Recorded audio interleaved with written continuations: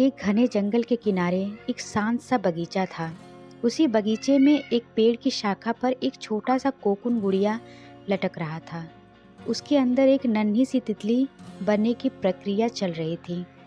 दिन बीतते गए, तितली बढ़ती गई और एक दिन उसने अपने छोटे से कोकुन से बाहर आने की कोशिश शुरू की।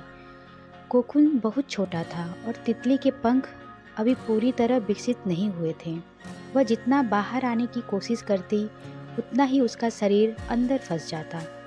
घंटों बीत गए, तितली संघर्ष करती रही, लेकिन बाहर नहीं निकल पा रही थी।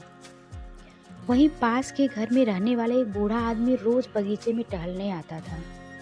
उस दिन उसकी नज़र उस कोकुन पर पड़ी और उसने देखा कि तितली बुरी तरह संघर्ष कर रही है।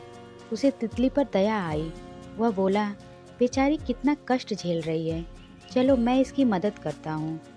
उसने छोटी सी कैंची ली और कोकुन को थोड़ा काट दिया ताकि तितली आराम से बाहर निकल सके।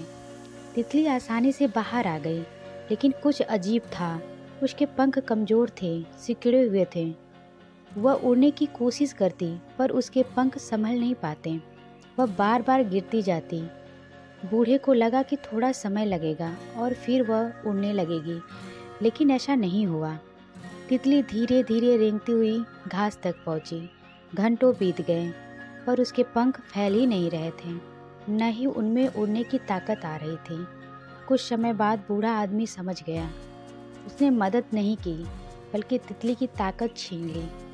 कोकुन से बाहर आने का संघर्ष ही तितली के शरीर से तरल को उसके पंखों तक पहुंचाता है, उसे मजबूत बनाता है, उसे उड़ने योग्य बनाता है।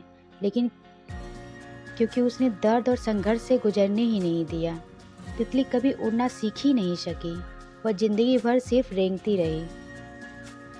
जिस तरह तितली को कोकुन से बाहर निकलने के लिए संघर्ष करना पड़ता है, उसी तरह जीवन में आने वाली कठिनाइयाँ हमें मजबूत बनाती है। कभी कभी जल्दी मदद मिलना हमें कमज़ोर बना देता है। यह ज़रूरी नहीं कि आसान रास्ता सही हो। अगर आप संघर्ष से डर कर रुक गए, तो आप कभी अपनी पूरी क्षमता तक नहीं पहुंच पाएंगे। दिक्कतें, असफलताएं, टूटना, ये सब आपको और ऊंची उड़ान के लिए तैयार कर रहे हैं।